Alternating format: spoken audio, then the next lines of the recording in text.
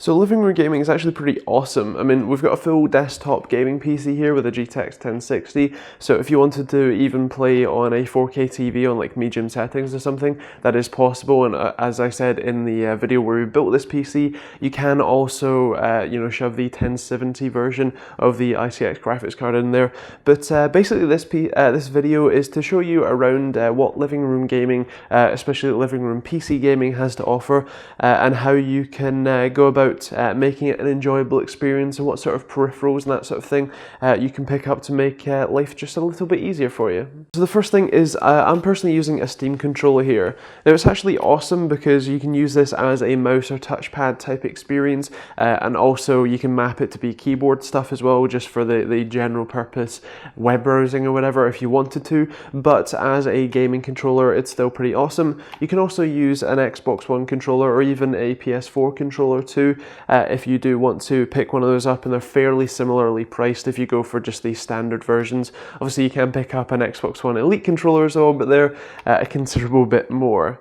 Now otherwise, when actually gaming on this, I really do enjoy playing with the Steam controller, especially the extra buttons on the back and the sort of niceness of the extra button in the trigger too.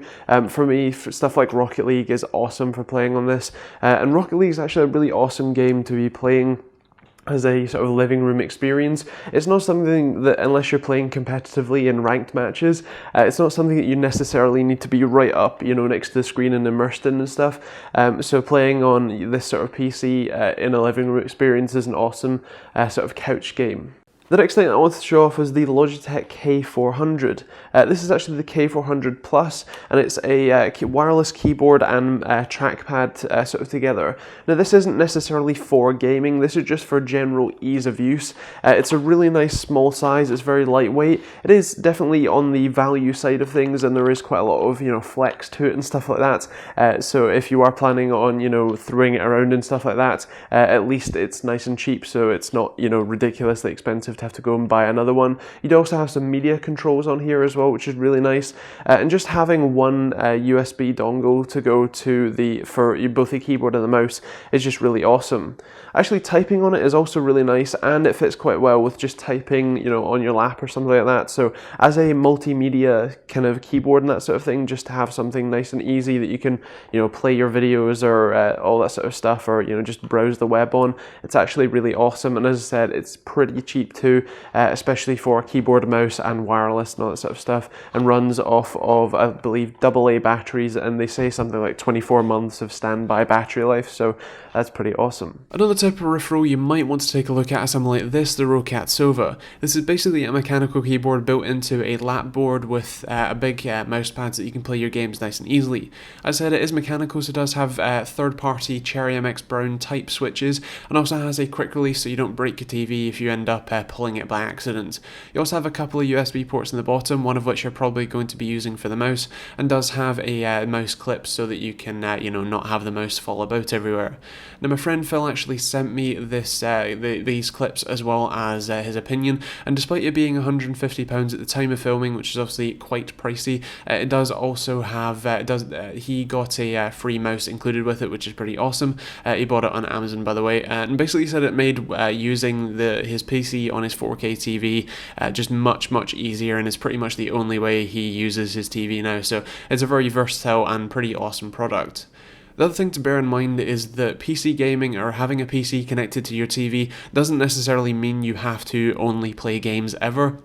It's a very versatile platform. If you want to use the touchpad and keyboard type thing to navigate to YouTube or navigate to Netflix, or perhaps even run a VPN so you can use American Netflix and get all that more content, then that's perfectly possible. There's a lot more options available, and even if you just want to do stuff like programming or video editing or photo editing or anything like that, all of that is very easily possible with a PC, unlike some other options that you might be looking at. I just personally really like the customizability and flexibility of PC gaming, but that's just me. For me, living room gaming is, especially on a PC, is awesome because you have so much customizability and flexibility. Of course, there are some things to note. For example, a console, so your average Xbox One or PlayStation 4, is probably somewhere between half and 2/3 of the price, or 1/3 of the price of the PC that I'm using here. And of course, you can upgrade the PC, which is actually a benefit. It means that you can have that one box, nothing changes. All you have to do is buy a new graphics card, or perhaps change out the RAM or something like that, or maybe add another hard drive, but nothing, you know, you don't need to completely replace the box, reinstall all your games, everything. You just have to do slight incremental upgrades as time goes on. And obviously you can make this PC completely 4K ready as well, which is awesome. So that's cool, and it's a really nice overall setup. It's very simple to do in terms of, you know, the console's plug-and-play experience. If you were planning on building one of these, it's very simple to do, and you can check out the video that I'll leave a card up above for, you know, if you want to learn how to build it if you don't necessarily know. And also you can buy these sort of PCs pre-built from people like Overclockers UK, and there's plenty of Amazon sellers as well, who are completely reputable and everything, who will sell you these sort of PCs for a very similar price to the price if you were to build it yourself. So that is also a really good option. And actually setting it up in the living room was very simple. It was a single HDMI cable into the graphics card, an Ethernet cable, although this motherboard does have Wi-Fi, so if you wanted to use that, you can, and then 2 USB dongles, one for the keyboard and one for the Steam controller, and power into the power supply, and that was it. That's literally all that's connected in the back there. It's very simple, just the same as if you're plugging in an Xbox or PlayStation. All you need is power, you know, perhaps Ethernet if you want, and display, and you know, a couple USB dongles for peripherals. So yeah, it's really awesome. It's really simple. Obviously, if you do buy it pre-built, it will come with Windows and all your drivers installed. So all you need to do is download Steam and install some games, and then you're off to the races, or whatever game you want to play. Of course, it's not just limited to Rocket League or Doom or anything else. You can play any game on here, especially if you do have something like the Rocat Sova, which you hopefully would have seen earlier, where you can, you know, have a full keyboard and mouse while playing this sort of thing. It's nice and comfortable. So, you know, you can play really anything you fancy, and of course you can have your own set of controllers and all that sort of stuff. So it's really versatile, really awesome. A little bit on the expensive side, but overall, I personally love it. So that's pretty cool.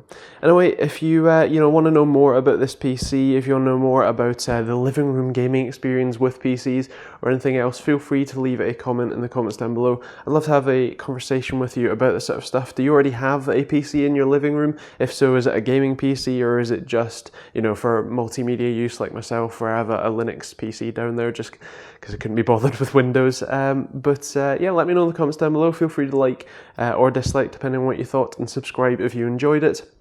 Don't forget to follow me on Facebook and Twitter. I do regular posts on there as well, just random stuff, funny things behind the scenes and all that jazz. And also, don't forget to use my Amazon affiliate link. It does genuinely help me out. I'll leave a link to all of the parts that I used, including the keyboard and potentially the Steam controller if that's listed on there. I think it is, and all the parts to the PC, as well as the more general links if you're buying anything else. It does really help me out, so it's awesome when you guys use it. And yeah, other than that, thanks for watching. Hope you enjoyed the video, and we'll see you all in the next one.